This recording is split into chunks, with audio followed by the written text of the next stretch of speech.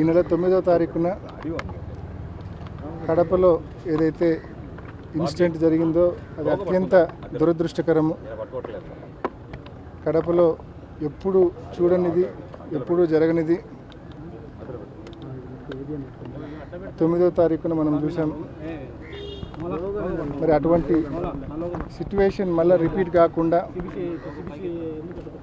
కఠినమైన చర్యలు తీసుకోవాల్సిందిగా ఎస్పీ గారిని రిక్వెస్ట్ చేశాము. అదేవిధంగా మొన్నటి ఇన్సిడెంట్లో చాలామంది ఇన్నసెంట్ పీపుల్ను, మైనర్స్ను, ఇరు వర్గాలు రెండు పక్కల చాలామంది ఇన్నసెంట్ పీపుల్ను, మైనర్స్ను కూడా మరి అనేక జిల్లాలో అనేక జైళ్ళలో పెట్టున్నారు. మరి అటువంటి అమాయకులను, ఇన్నసెంట్ పీపుల్ను, మైనర్స్ను, కేసుతో సంబంధం లేని వారిని వాళ్ళకి రిలీఫ్ కల్పించమని చెప్పి ఎస్పీ గారిని కూడా రిక్వెస్ట్ చేయడం జరిగింది. రెండు పక్కల కూడా కొంతమంది ఇన్నసెంట్ పీపుల్ అక్కడ ఉన్నారు. సర్కిల్ కాబట్టి కొంతమంది రోడ్లో నిలబడుకొని ఉన్న వాళ్ళు కూడా ఉన్నారు. ఆ రూట్లో పోయే వాళ్ళు ఆపి కూడా కొంతమంది ఉన్నారు. ఎవరైతే అగ్రెసర్స్, ఎవరైతే ఇన్సిడెంట్లో పూర్తిగా ముందున్నారో వాళ్ళ వరకు చట్టం ప్రకారము ఏం చర్యలు తీసుకోవాలో తీసుకోండి.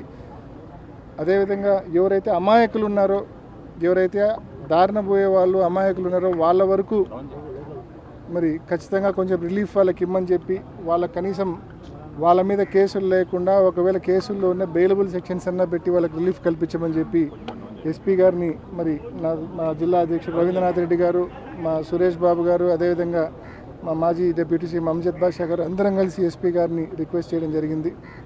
తప్పకుండా ఆ మేరకు ఎవరైతే కేసుల్లో మరి అగ్రెసివ్గా లేని వాళ్ళు ఎవరైతే ఉన్నారో, ఎవరైతే ఇన్నసెంట్ పీపుల్ ఉన్నారో వాళ్ళందరినీ కూడా మరి బెయిలబుల్ సెక్షన్స్ పెట్టే విధంగా చర్యలు తీసుకుంటామని చెప్పి కూడా చెప్పారు.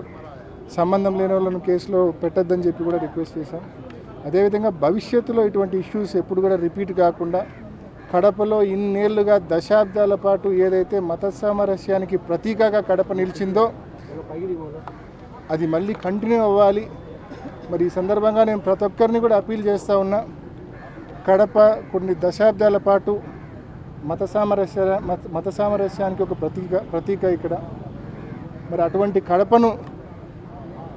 కడపను కాపాడుకుందాం.